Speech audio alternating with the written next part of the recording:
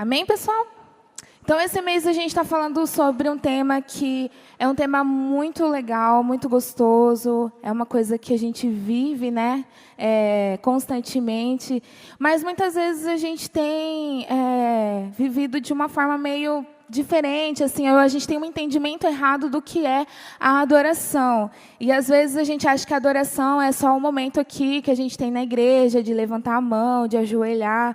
E hoje eu vou tentar desmistificar, talvez seria a palavra, um pouquinho sobre isso, né? Então, hoje eu vou falar sobre a adoração, meu estilo de vida. Então, eu queria que você abrisse sua Bíblia lá em João. A gente vai continuar lendo aquela passagem de João 4. A princípio, a gente vai ficar nos versículos do 20 ao 24. Então, quando a gente fala de estilo, quando eu falo a palavra estilo, o que vem na sua mente? Assim? Qual que é a primeira coisa que você pensa? Então, né, lá no Google, nosso querido amigo, o significado de estilo está assim: é a maneira particular de escrever, exprimir um pensamento, modo de vida, atitude, maneira de ser. Então, quando a gente está falando de adoração como estilo de vida, a gente está dizendo assim, olha, a minha vida, a forma que eu vivo, está totalmente coerente com o que a palavra de Deus diz. Porque se a gente é a expressão, né, se a gente está em movimento, ou seja, a gente é a expressão do que a palavra de Deus está dizendo. Então, quando eu falo assim, a minha vida, a minha adoração é um estilo de vida, então eu estou dizendo que espera só um pouquinho. O meu dia a dia está totalmente estabelecido dentro dos padrões do reino de Deus. Então, todo dia, eu acordo de manhã, eu estou adorando. Eu estou escovando o dente, eu estou adorando. Eu estou indo trabalhar, eu estou adorando. É constantemente, não tem um start, tipo, apertei um botão, pronto, agora eu vou adorar. É diariamente, todos os dias, dia e noite. Então, quando a gente lê lá em João 4, no 20... a gente lê assim, a mulher está dizendo, nossos pais adoraram neste monte, e vós dizeis que é em Jerusalém o lugar onde o homem deve adorar. Jesus lhes disse, mulher, crê-me, a hora vem em que nem neste monte, nem em Jerusalém adorareis. Vós adorais o que não conheceis, nós adoramos o que conhecemos, porque a salvação é dos judeus. Mas a hora vem, e agora em que os verdadeiros adoradores adorarão o Pai em espírito e em verdade, porque o Pai procura tais para adorá-lo. Deus é um espírito, e os que o adoram devem adorá-lo em espírito e em verdade. Então, o que Jesus está basicamente dizendo? Primeira coisa, não existe um lugar específico para adorar, foi o que eu acabei de dizer. Né? Você não tem um lugar assim que você... isso aí é outra coisa que eu vou explicar daqui a pouquinho. Mas, assim, não existe um lugar específico para você adorar. Ponto 2. Você precisa entender por que você está adorando e quem você está adorando. São duas coisas diferentes. Você precisa entender por que eu estou adorando e quem eu estou adorando. Você precisa conhecer quem você está adorando. E terceira coisa que Jesus está dizendo nesse trecho. O Pai procura adoradores que adoram em espírito. Lá em Romanos 8, 15 e 16, fala assim, pois vocês não receberam um espírito que os escravize, para novamente temer, mas receberam um espírito de adoção. O mesmo espírito testifica com o nosso espírito que somos filhos de Deus. Então, quando Jesus está dizendo em espírito, ele está dizendo, olha, você precisa adorar em espírito, porque o Espírito Santo testifica com o seu espírito que você é filho de Deus. E, em verdade, em João 14:16 fala que Jesus é o caminho, a verdade e a vida. Então, a gente adora em espírito através do Espírito Santo e em verdade através de Jesus. Então, Jesus está falando basicamente isso nesse texto. Então, como que a gente sabe que a gente é um adorador? Em que momento da nossa vida a gente como é que eu virei um adorador? Então, quando Deus criou o homem, lá em Gênesis, no capítulo 1, no versículo 26, ele fala assim, façamos o homem à nossa imagem, conforme a nossa semelhança. Então, quando Deus cria o homem, ele cria o homem exatamente no mesmo molde, na mesma forma que quem? Ele mesmo, ele próprio. Então, nós somos, o nosso destino sempre foi adorar o Senhor, sempre foi, porque Deus ele nos fez a forma dele e a semelhança dele. E lá no capítulo 2, no verso 7, fala assim: então o Senhor Deus formou o homem do pó da terra e soprou em suas narinas fôlego de vida. Ou seja, Deus fez o homem na forma dele, a semelhança dele, e soprou a vida dele dentro de nós.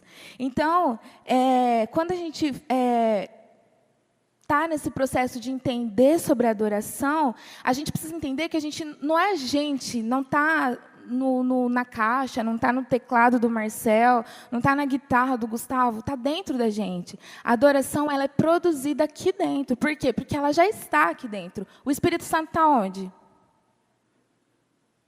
Dentro de nós. Quando Jesus fala assim sobre o reino, ele fala assim: o reino não está aqui, não está lá, o reino está onde? Em nós. E quando Deus cria o homem, ele coloca o fôlego de vida onde? Em nós. Então está tudo dentro de nós. O que nós precisamos fazer é produzir adoração. E isso não depende do fator externo, não depende das pessoas ao nosso redor, depende somente de nós. Porque quando a gente decide adorar, é independente, sabe, do que a gente está fazendo. A gente simplesmente adora. É como se fosse um perfume quando você passa, e conforme você vai andando, as pessoas sentem, falam, cara, algumas pessoas até têm uma identidade aquele perfume. Você sabe de longe que é aquela pessoa que está chegando, porque ela sempre usa aquele perfume. Então, imagina que a sua adoração é um perfume que você passou, e quando você anda, o Deus está lá no trono, e ele fala, cara, olha lá, Carol está indo e está exalando, e o cheiro está chegando nele, porque a sua vida está exalando adoração. Por isso que quando a mulher, né, lá na passagem lá dos evangelhos, ela chega em Jesus e ela quebra o quê? Ela quebra um vaso caro de perfume, um perfume super caro, porque isso representava a adoração dela. E quando a gente fala de adoração, a gente não consegue não associar um cara que é o maior exemplo, acho, de coração adorador, que é Davi, né? E Davi, ele foi, acho que a única pessoa que foi definida como homem segundo o coração de Deus. Queria que você abrisse comigo um texto lá em Atos, capítulo 13, versículo 22. Eu não sei que versão que é essa que eu coloquei aqui. 13, 22. Então, lá em Atos 13, 22, está falando assim: depois de rejeitar Saul, levantou-lhes Davi como rei, sobre quem testemunhou: encontrei Davi, filho de Jessé, homem segundo o meu coração. Ele fará tudo o que for da minha vontade. Repete assim comigo: tudo o que for da minha vontade. Só que daí você volta lá em Samuel, lá no Velho Testamento, e aí você encontra umas histórias muito cabulosas sobre Davi, né? Você fala, como assim? E uma dessas histórias é quando ele comete um ato de adultério. Todo mundo aqui já ouviu essa história de Davi, né? É uma passagem muito extensa, não dá tempo de ler aqui. Mas, basicamente, ele, no meio da guerra, em vez dele estar na frente de batalha, ele estava em casa, de boa, e num dia ele acorda e ele vê uma mulher muito bonita, e aí ele fala, opa, eu gostei daquela mulher, ele manda chamar ela, só que aquela mulher ela era casada com um cara que estava na guerra. E ele dorme com aquela mulher, e aí a mulher vai embora, e ela engravida, e ela conta para ele, olha, eu estou grávida. E aí ele pega e manda chamar o marido da mulher, olha a intenção dele. Ele fala assim, eu chamo o marido dorme com ela, e aí o filho vai ser dele, né? Só que daí o cara, ele era tão de Deus que ele fala o quê? Eu não posso voltar para casa, comer e ficar de boa, sendo que os meus homens estão lá no campo de batalha, eu não consigo fazer isso. E daí Davi pega, manda uma mensagem para o chefe dele lá, eu não entendo de militar, então eu não sei as patentes, tá? Então vamos dizer que é o chefe dele. E aí ele mandou uma mensagem para o cara e fala assim, olha, coloca ele na frente, né? Esses dias alguém falou que os caras que iam na frente sempre morrem, né? E aí coloca ele na frente. Daí o capitão dele lá falou, ok, colocou no lugar mais tenebroso que tinha, e o cara obviamente morreu. E aí ele falou, ok, ficou tudo certo agora. Demorou um tempo, ele pega a mulher para a mulher dele, né? E aí Deus chama um profeta e fala, vai lá e fala com Davi. E aí o profeta fala assim, olha, Davi, existe um homem. E aí o profeta conta uma história, e Davi fica revoltadíssimo. Se você lá, 2 Samuel, capítulo 12, tá? E aí ele conta essa história, só que ele fala como se fosse uma parábola. Ele não conta exatamente o que Davi fez. E Davi fica revoltado, fala, esse cara é digno de morte. E aí o Natan fala assim, rei, esse homem é você. E aí a reação de Davi, quando ele se depara com esse confronto, porque ele foi confrontado, é Salmo 51, do versículo 6 ao 17. E eu queria ler rapidinho com vocês, só para vocês entenderem o coração, porque que Deus falou sobre o coração de Davi. Salmos 51. Versículo, vou ler do 6.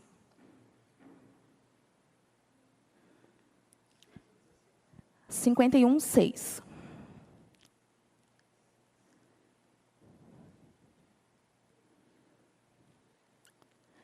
Eis que tu desejas a verdade nas entranhas, e na parte escondida tu me farás conhecer a sabedoria.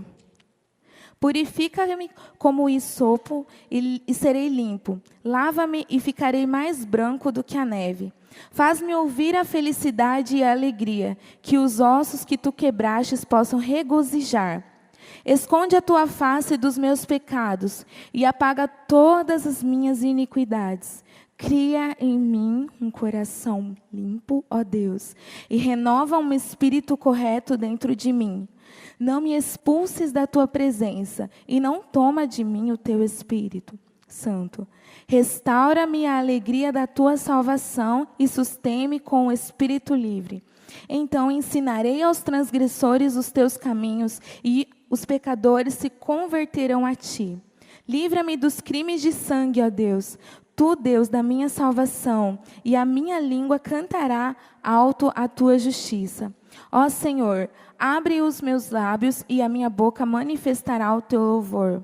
Pois tu não desejas sacrifício, senão eu o daria. Tu não te agradas com ofertas queimadas. Os sacrifícios para Deus são um espírito quebrantado, um coração quebrantado e contrito, ó Deus, tu não desprezarás. Davi sabia quem ele era. E Davi sabia o que Deus esperava dele. Quando Davi, ele cometeu esse pecado, mesmo consciente, porque ele sabia o que ele estava fazendo, mas ele cometeu o pecado. No momento, eu acredito que ele cometeu o pecado, ele não imaginou o que Deus, o desagrado que ele estava gerando no coração de Deus, mas quando Natan confrontou ele entendeu isso. E você não vê Davi falando, ó Deus, não te retires de mim o reino, não retires de mim as riquezas. Ele fala, não retires de mim o teu Espírito Santo. Porque se a gente não tem o Espírito Santo dentro da gente, a gente pode ter tudo. Mas você já viu aquelas pessoas que são milionárias e não conseguem ser felizes? Porque falta algo, é um vazio. E uma vez eu ouvi alguém dizer que o vazio que a gente tem é exatamente o tamanho de Deus. Só Deus pode preencher. Então, a primeira coisa que eu quero falar com vocês, como entender o papel de um adorador, a gente não consegue falar de adorador sem falar de identidade. A gente vai voltar lá para João. Aí a gente vai ler os 17 e o 18. João 4, 17 e 18.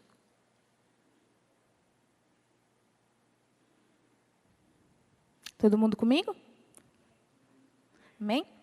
Então, a mulher respondeu e disse, eu não tenho marido. Disse-lhe Jesus, tu dissestes bem, eu não tenho marido. Porque tu tiveste 5 maridos, e o que agora tens não é teu marido. Isso disseste com verdade. 19. Disse-lhe a mulher, Senhor, eu vejo que tu és um profeta. Então, Jesus, ele revela a identidade daquela mulher, certo? Ela chega se achando lá no poço, E aí Jesus pega e fala assim, tá, então beleza, eu vou te dar essa água, vai lá e chama seu marido. E aí ela acha que ela vai enganar Jesus, ela fala assim, mas eu não tenho marido. E aí Jesus fala assim, você disse muito bem, você não tem, porque você já teve 5, e o que você tem agora não é seu. Jesus, ele revela quem ela é, e quando ele faz isso, ele se revela para ela. Porque daí ela fala, Senhor, eu vejo que tu és um profeta. Então, quando a gente fala de adorador, como estilo de vida na adoração, a gente precisa saber primeiro quem a gente é. Né? E aí eu me lembro, eu fui puxar lá na minha memória, né? Quando eu descobri quem eu era. Eu cresci na igreja, os meus pais, eles lideravam uma igreja, e eu não sei aqui quantas pessoas já cresceram dentro da igreja, nasceram dentro da igreja, assim, basicamente, mas na minha casa, na igreja que eu era muita pressão, assim, em relacionado a você fazer coisas, sabe? Você tem que fazer coisas, você tem que fazer coisas. E eu já comecei a caminhar na caminhada cristã, fazendo coisas sem saber nem por que eu estava fazendo. E isso gerou em mim assim, uma frustração, porque quando eu cheguei numa certa idade, no começo da adolescência, que é a idade que a gente meio que pira o cabeção, né? Eu falei, por que eu faço isso? E aí eu me lembro que eu tinha, acho que uns 13 anos, daí meu pai, ele decidiu não liderar mais a igreja, e aí eles ficaram um pouco parados, e a minha reação foi, ufa, agora eu não preciso mais na igreja, né? Ou seja, eu não só não tinha relacionamento com Deus, como o meu compromisso não era com Ele, era com a igreja, porque na hora que eu não precisei mais ir, eu fiquei aliviada, falei, que massa, agora eu não preciso ir mais. E aí, isso durou bastante tempo, eu ainda brinco, né? As pessoas falam, nossa, você nunca bebeu? Não, nunca bebi. Nossa, você nunca fez? Não, nunca fiz. Porque eu não conseguia fazer. Por mais que eu não tinha relacionamento com Deus, eu tinha medo. Mas era aquele medo assim, nossa, se eu fizer isso, Deus vai mandar um raio e vai me fulminar. Então, eu não fazia por medo, por esse tipo de medo. Não era por aquele temor, nossa, se eu fizer isso, eu vou desagradar o coração de Deus. Que são coisas muito diferentes. Porque o temor é esse, é você não fazer algo, porque você vai entristecer o Espírito Santo que está dentro de você. Mas o meu medo era aquele, assim, nossa, se eu fizer isso, eu vou morrer. Deus vai me fulminar. E aí eu não fazia. Aí eu me lembro que a única vez que eu tentei ir num show na Expo Agro, eu e a minha irmã, a gente comprou o ingresso, né? E, cara, era uma banda, assim, dessas boy bands, né? Eu não vou falar o nome aqui, não vou expor, não. E aí, era... E aí e o meu pai deixou ir, o meu pai, tipo, não deixava ir nem na esquina, e o meu pai deixou, e eu falei, meu Deus. E aí acho que Deus falou assim, cara, ele deixou ir, ela vai. Aí, gente, um dia antes a gente descobriu que o show foi cancelado. E aí eu fiquei tão chateada que eu falei, também não vou mais em lugar nenhum. E foi a única vez que eu tentei fazer alguma coisa super... né, fora dos caminhos do Senhor. E depois disso, só vídeos no YouTube mesmo, assistindo, mais nada. E aí isso perdurou. E aí quando foi em 2013, aí eu voltei para a igreja, né, nesse meio tempo aí. Só que eu voltei assim, legal, uma igreja, bonito, louvor, porque o louvor sempre foi algo que me atraiu, né? A música estava sempre implantada em mim. Então, quando eu chegava no lugar que tinha uma música legal, eu já, opa, é aqui mesmo que eu vou ficar. E foi isso que me atraiu, foi a música. E eu cheguei e tinha um coral e cantava lindo, maravilhoso. Eu falei, é aqui mesmo. Sentei, fiquei. E aí, dali um tempo, já estava servindo, porque era o que eu sabia fazer. Serviço. Eu era Marta, eu só trabalhava. E servindo, só que eu era aquele tipo de crente assim. Hoje eu estou bem, que legal, vou para a igreja. Aí amanhã aconteciam umas coisas, eu estava numa bad, daí eu falava, não vou mais para a igreja. E eu não ia. E aí, se eu não ia mais para a igreja, ficava 1 mês, 2 meses, e eu não ia para a igreja. E aí, né, o povo indo atrás e tal, e daí eu voltava, beleza, aí ficava. Bem, aí dali mais 1 mês, ficava mal. E aí, nisso, foi vários meses desse jeito. E aí, quando foi um dia em 2013, eu estava no meu quarto. Eu estava assistindo uma conferência. Eu acho que foi as primeiras lives que começaram a fazer no YouTube. E eles iam gravar um CD. E aí eu fui atraída pela música de novo. Eu falei, cara, eu quero assistir, porque eu nunca vi como é que grava um CD ao vivo, e aí eles vão transmitir ao vivo, eu vou assistir. E aí eu tinha um celular menor do que esse aqui, era um Motorolinha, e deitei na minha cama e comecei a assistir aquela conferência. E eles começaram a cantar, cantar, cantar. E quando foi no meio da gravação, uma pastora subiu e ela começou a ministrar sobre identidade e paternidade. 2 palavras totalmente desconhecidas no meu vocabulário, eu não sabia o que era isso. E ela começou a perguntar, quem é você? Quantos anos você tem? E ela começou a ministrar, e ela começou a falar. E aí, tipo, tinha milhares de pessoas no auditório, mas a impressão que eu tinha é que ela estava virada para a câmera falando para mim. E eu comecei a chorar, chorar, chorar, chorar. E era no feriado de Páscoa, naquele final de semana da Semana Santa ali. E aí eu lembro que era uma quinta-feira, e eu chorei quinta, sexta e sábado. 3 dias seguidos, eu chorava, chorava. Eu saía para ir na cozinha, eu saía de cabeça baixa, porque quando eu choro, o meu olho fica bem pequenininho. E aí eu sabia que a minha mãe ia perguntar o que estava acontecendo. E eu não queria contar para ela, porque nem eu sabia o que estava acontecendo. E aí o Senhor começou a me curar naquele dia, curar a minha identidade e me revelar a paternidade dele. Ele começou a me mostrar quem eu era. E aí no domingo eu fui na igreja, né? Claro, porque daí você, né, tem um encontro com Deus e você vai dizer, você vai para a igreja. E eu fui para a igreja, e aí eu fiz um propósito. Falei, Deus, olha, eu prometo que eu nunca mais vou ter essas crises de ficar sem ir na igreja. E aí o Senhor começou a me mostrar quem eu era. E Ele começou a se revelar para mim. E aí eu comecei a entender muitas coisas. Eu tinha um amigo que ele estava na Jocum e ele me mandava umas músicas do Ministério Zoe. E eu ouvia e eu não entendia nada, porque aquelas músicas, elas são músicas de relacionamento, de quem tem relacionamento. Só quem tem relacionamento entende aquilo. E aí ele me mandou Aquieta Minha Alma. Eu falei, mas que música é essa? Tipo, eu não entendia. Por quê? Porque eu estava acostumada sempre... Sabe, parecia um motorzinho, assim, sempre fazendo alguma coisa, não parava, que nem a Maria, e ficava ali só ouvindo. Então, era esse tipo de relacionamento que eu tinha com Deus. E aí, quando eu tive esse encontro com Deus no meu quarto, o Senhor ele começou a me mostrar quem eu era, e aí a minha identidade começou a ser revelada, e eu comecei a ser curada. E aí, olha só o que aconteceu. Eu tinha complexos, eu tinha complexo de inferioridade. Eu achava que todo mundo estava contra mim, ninguém gostava de mim. Eu falava, ninguém gosta de mim nessa vida, né? Mas isso tudo era porque eu mesmo não gostava de mim. Quando a gente acha que as pessoas não gostam da gente, é porque nem a gente gosta da gente. Se você se ama, você não está nem aí para o que as pessoas acham, porque você se completa, sabe? Você tem a convicção do que o Espírito Santo está em você e você não precisa mais dos fatores externos. Então, eu ficava, coitadinha, aquela coisa assim de não me toque, não me rele. E o Senhor começou a me tratar nessa área. E eu comecei a ser moldada, porque a adoração é um processo de você ser feito. Você é feito na adoração. E é um processo diário. Lembra que eu falei no começo? Não é assim, no estalo. É dia após dia, vez após vez. E aí, atitudes que eu tinha, que quando eu ia fazer, eu parava e aquilo começava a me confrontar, porque quando Deus te revela quem você é, você não consegue mais ser o mesmo. A gente cantou isso numa canção agora há pouco.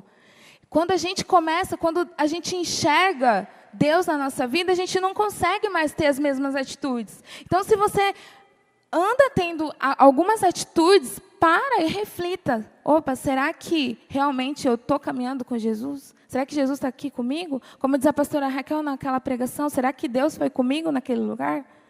Então, eu comecei a ter uns insights, assim, algumas revelações, e Deus começou a me falar, olha, você precisa mudar aqui, você precisa mudar ali. E aí, eu era muito raivosa, nervosa, assim, eu não sei esse negócio de sanguíneo, sei lá, mas era tipo assim, a pessoa falava, eu já virava o Jason, né? E já ficava brava, e já gritava, e escancarava. E aí você vai entendendo que você não pode ser assim. Você precisa ter domínio próprio. E o Senhor foi trabalhando diariamente nos relacionamentos dentro da minha casa, com a minha irmã.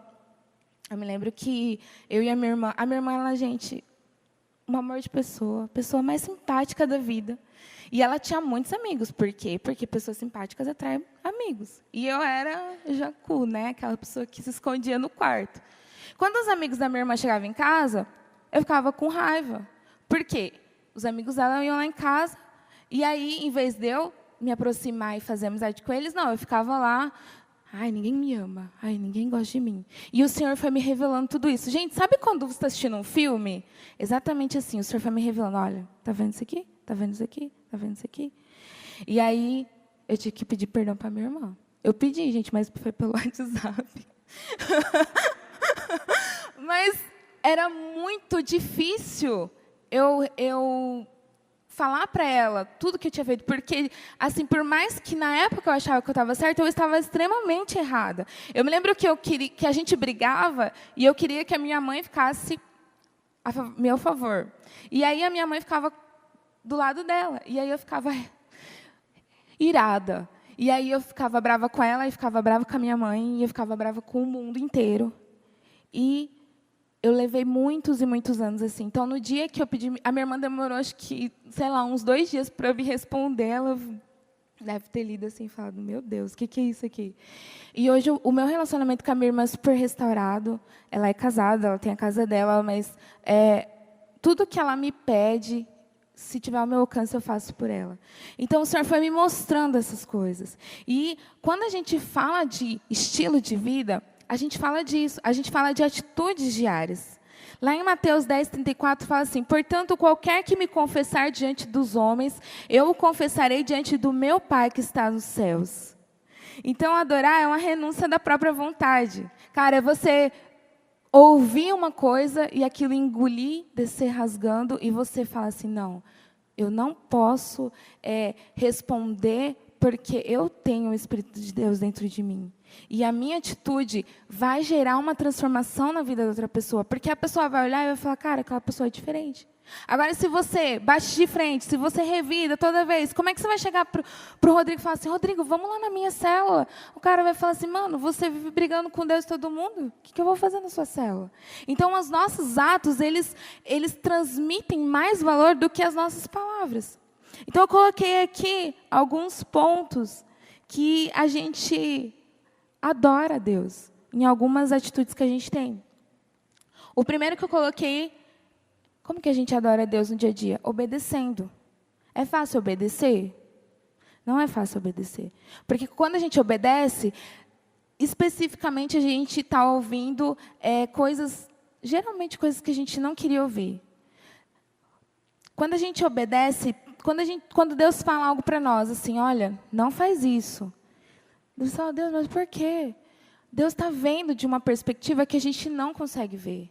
E o mais interessante de ouvir Deus é que não necessariamente Ele vai vir na sua frente com um cetro e falar, olha, meu filho, não faças tal. Não, Ele vai usar a vida do seu amigo. Ele vai usar a vida do seu líder, do seu discipulador, do seu pai. E aí a pessoa vai falar assim, olha, cara, eu acho que você não devia fazer isso. Daí, se você tem um coração obediente, você vai obedecer. Agora, se você não tem, você vai fazer aquilo, e lá na frente você vai perceber que não era para você ter feito. E aí você desobedeceu a Deus, e a sua vida não adorou a Ele. Então, quando a gente aprende a obedecer, eu acho mais interessante, na obediência, a gente sempre ouve não, né? Eu falo, Deus, quando que você vai falar um sim para mim? Porque, geralmente, ele sempre fala não para as coisas, né? Deus, beleza, mas e o sim, quando que vem? Então, Deus fala assim para você, olha, eu acho que esse relacionamento aqui não é legal. Obedeça. A sua profissão. Se Deus está falando que, se Deus te colocou num lugar, com certeza, Ele vai te usar dentro daquele lugar. Ele vai usar a sua vida para alcançar, nem que seja uma pessoa, numa empresa de 20 mil funcionários. Mas a palavra fala que uma alma salva vale mais do que o mundo inteiro. Então, se Ele te colocou, obedeça. Não fique tentando procurar outros lugares. Ele te colocou lá. Né? A gente tem um exemplo de Jonas. Deus mandou Jonas ir para um lugar. Jonas falou, eu não, vou não. E aí ele pega e se esconde. Quem que se esconde de Deus, gente? Pelo amor de Deus, a pessoa é louca, né? E aí ele vai e se esconde no porão do navio. E olha o que a desobediência dele causou. Quase a morte do navio inteiro, da tripulação inteira do navio. Porque começou uma tempestade no meio do mar. E aí o capitão do navio, que era de Deus, ele falou, tem alguma coisa errada aqui, vamos orar. E aí eles começaram a orar, e aí Deus revelou para ele que tinha algo lá no porão. Falou, está lá no porão. E aí o Jonas estava dormindo, né? Olha que bênção. E aí ele falou, o que você está fazendo aqui? E aí ele descobre que ele estava lá, clandestino, joga ele no mar. E aí ele fica no mar, o peixe vem, come ele vai para onde? Não, onde Deus tinha mandado ele ir. Não era mais fácil ele ter obedecido, gente? Não tinha poupado um monte de coisa? Não tinha poupado os caras de enfrentar uma tempestade que poderia ter afundado o barco e ficar na barriga do peixe, gente? Eu passo mal só de imaginar. Não é legal isso. Segunda coisa, reconhecendo erros. Outra coisa também que a gente adora o Senhor quando a gente reconhece erros. Gente, a gente precisa entender que a gente não está certo o tempo inteiro. A gente não detém a verdade o tempo inteiro. Então, quando alguém fala alguma coisa, eu tinha uma mania de querer sempre saber tudo. E eu chegava numa rodinha, né, e as pessoas estavam falando, às vezes eu não sabia nem o que estavam falando. E aí eu queria me intrometer, sei lá, eu queria ser aceita. Eu não sei o que eu pensava, gente, eu era meio... E aí eu queria saber, eu queria saber o assunto e eu queria participar. Só que às vezes eu não sabia nem o que eu estava falando. E aí às vezes você quer provar que você está certo, mas você não precisa provar que você está certo. E quando você erra, assume que você errou. Cara, eu errei. Às vezes você foi grosso com um amigo, e aí o amigo fala, cara, você foi grosso, mas foi você que veio falar comigo na hora errada. Cara, assume e fala, mano, desculpa, eu errei, eu fui grosso com você. Então, a gente precisa entender que a gente não está certo o tempo inteiro, e que a gente precisa reconhecer os erros que a gente comete. Né? A gente precisa aprender a solucionar os nossos problemas. Então, quando a gente cria um problema, não é para a gente passar para o próximo, não. O próximo que vem, que resolva. Não, eu criei um problema, eu resolvo. Amém? Terceiro, honrando. A gente tem ouvido muito sobre honra, né? Então, quando você honra alguém, você basicamente está reconhecendo que aquela pessoa ela merece aquilo que você deu ou aquilo que você está falando, né? E eu vou contar muitos podres de mim hoje aqui. Eu tinha um problema que era quando minha mãe trabalhava fora, e aí todo mundo lá em casa sempre trabalhou fora, e aí eu chegava em casa e eu achava que a minha mãe que tinha que fazer o serviço, porque eu falava, a casa dela, ela tem que fazer, né? E aí eu não fazia. E aí eu mal e mal lavava a louça e ficava lá. E minha mãe chegava e aí minha mãe ia, limpava e tal. E aí, quanto mais eu fui me aproximando, o Espírito Santo foi me falando, olha, você precisa honrar sua mãe, porque ela te dá as coisas, ela faz isso, ela faz aquilo. Mas mesmo assim eu resistia. E quando eu fazia reclamando. Ai, porque eu sou uma escrava, porque eu sou empregada dessa casa, porque não sei o quê, e tal. Aí eu conheci uma menina, uma amiga, e aí eu comecei a frequentar a casa dela. E eu chegava lá, e tudo que ela fazia, ela pensava na mãe dela. Tudo que ela ia fazer. Às vezes parecia uma coisa tão boba, mas ela falava assim, nossa, mas porque minha mãe? E eu ficava, cara, por que ela fala? Né? A mãe dela nem está aqui, nem vai saber disso, né? E tal, não sei o quê. E aí eu ficava, daí, quando eu voltava para casa, eu ficava pensando.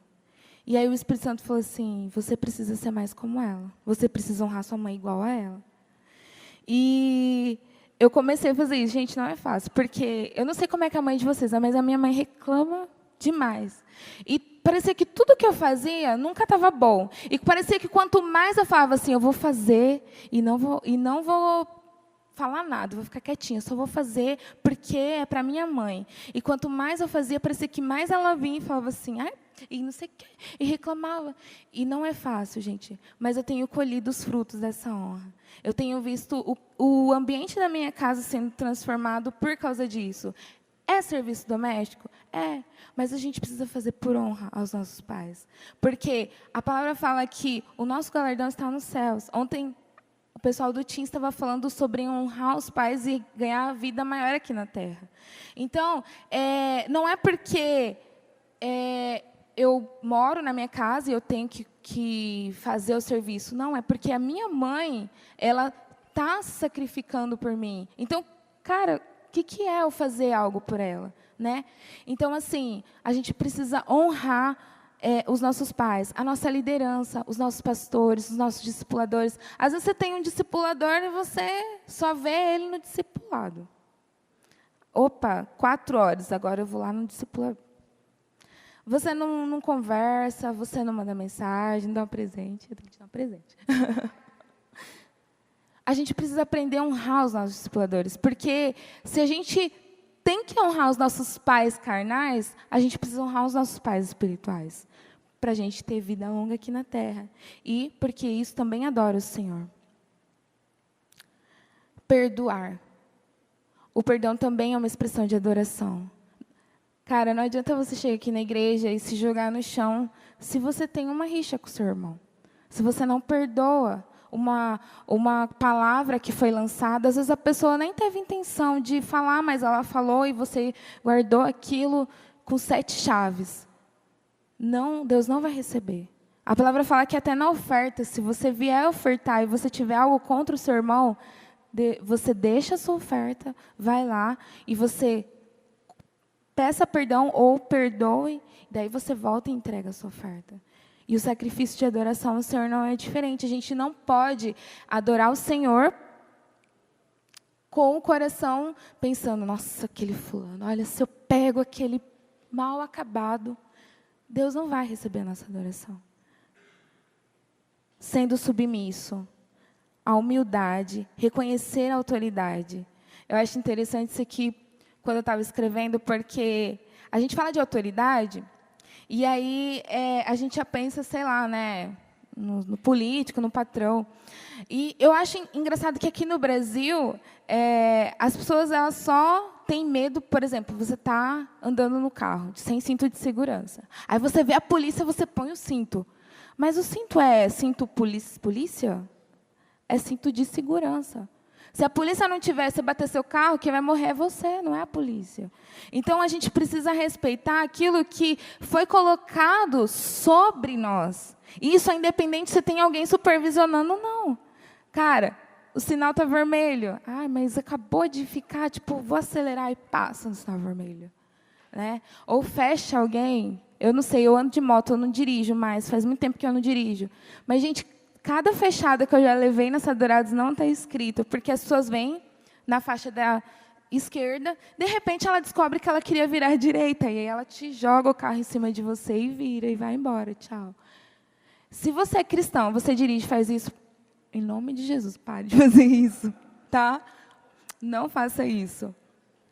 Isso é reconhecer a autoridade. É você, mesmo sem ser supervisionado. Cara, porque Deus, Ele é onisciente, Ele é onipresente, mas Ele não vai ficar assim no seu cangote. E agora, o que você está fazendo? Não, Ele te deu livre-arbítrio. Ou seja, você toma as decisões que você quer tomar. E assim também as autoridades são colocadas sobre a nossa vida. As pessoas elas vão nos dar as direções, mas é a gente que escolhe como que a gente vai fazer. Só que quando a gente entende quem a gente é, quando a gente entende as responsabilidades que a nossa vida está produzindo na vida de outras pessoas, a gente tem que parar e pensar, opa, se eu fizer isso daqui e alguém estiver me vendo, e com certeza alguém vai estar te vendo, que testemunho eu vou estar dando?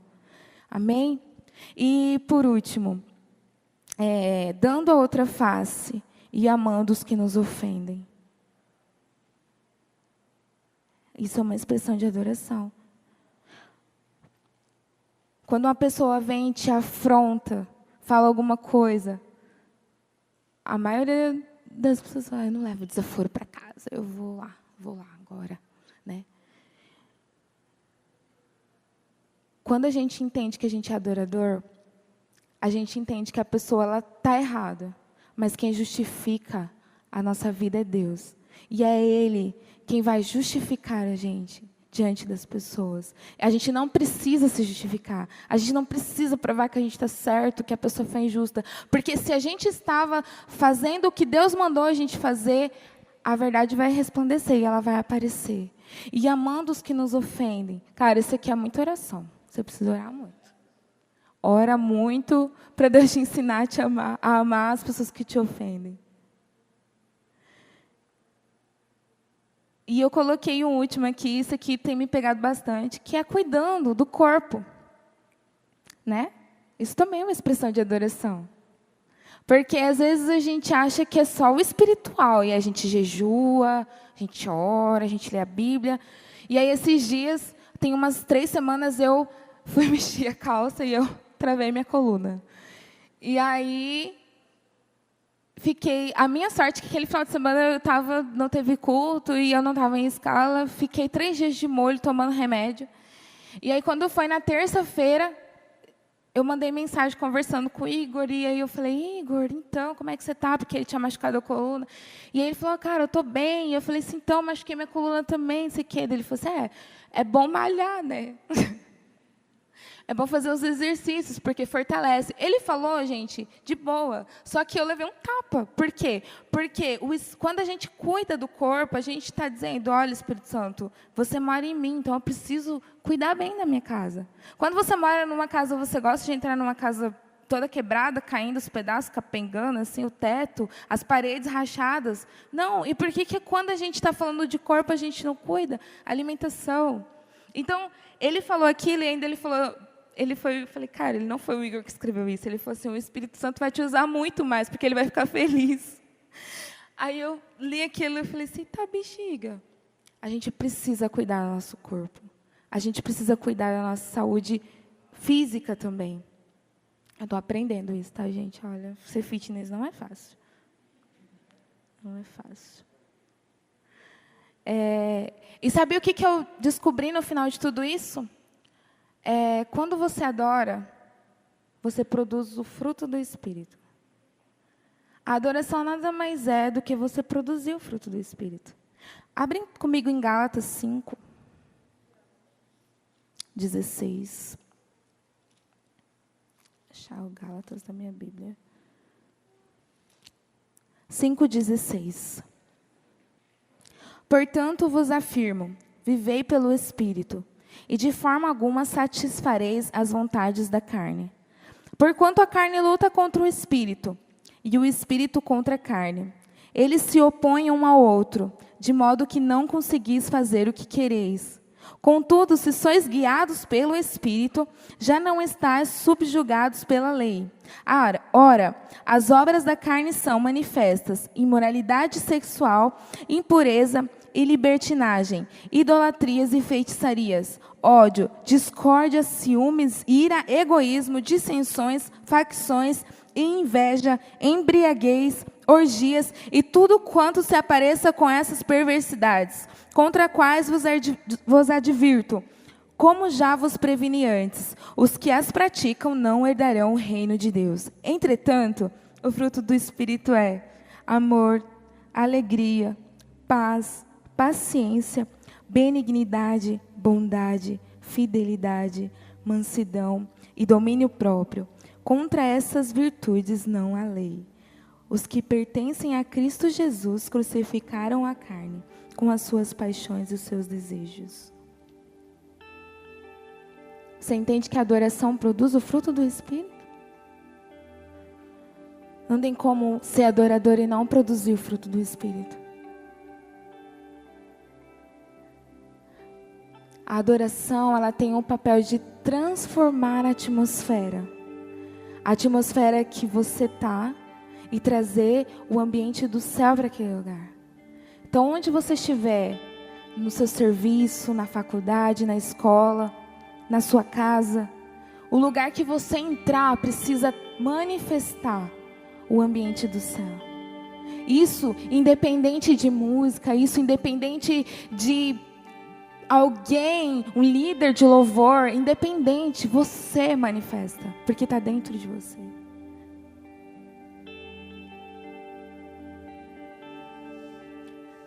Esses dias eu estava assistindo uma aula de uma escola chamada Worship You.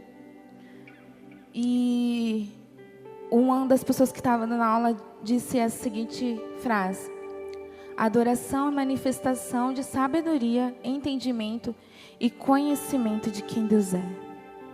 Eu sei quem Deus é, eu entendo quem Deus é, e eu conheço Deus, então eu adoro. Eu queria que vocês se colocassem em pé. Hoje de manhã fui colocada num grupo de WhatsApp e umas pessoas mais loucas da face da terra, que vocês podem imaginar, estão naquele grupo, e é muito legal porque eles têm umas experiências e eles compartilham. E aí o cara falou assim, olha, eu estava assistindo uma pregação esses dias e o pastor fez uma comparação com aquela visão que João teve em Apocalipse, dos 24 anciãos. E a palavra fala lá que os anjos cantavam e eles jogavam as coroas e adoravam. E todas as vezes que os anjos faziam isso, eles repetiam e faziam de novo. E todas as vezes eles faziam de novo, e de novo, e de novo, e de novo, e de novo. E aí o pastor falou assim, cara, por quê? Por que eles ficam repetindo? E aí o entendimento que ele teve é porque quando eles jogavam as coroas, Deus levantava e falava assim, olha, faz de novo porque eu estou gostando. E aí ele colocava a coroa de novo. E aí eles jogavam a coroa e Deus falava, faz de novo porque tá legal. E aí eles colocavam a coroa de novo. E eles jogavam e falavam, faz de novo porque eu estou gostando. A sua adoração precisa agradar o coração de Deus. Você precisa entender que você é o responsável por trazer a alegria dele. E isso você não faz copiando o seu irmão, as expressões do seu irmão. Ai, fulano fez, eu vou fazer também. Não, é algo que você precisa fazer, produzir em você.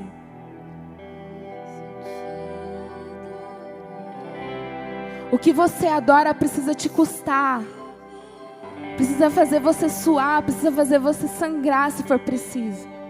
Porque está gerando vida em outras pessoas. A adoração precisa gerar vida em outras pessoas. Se a sua adoração ainda não está gerando vida em outras pessoas, eu queria que você começasse a pedir, Senhor, me ensina a te adorar de forma que eu consiga produzir vida em outras pessoas. Ninguém vai te falar que você produziu os frutos, eles falam por si. Uma hora vai aparecer alguém e falar, cara, você falou tal coisa aquele dia e olha, aquilo mudou a minha vida.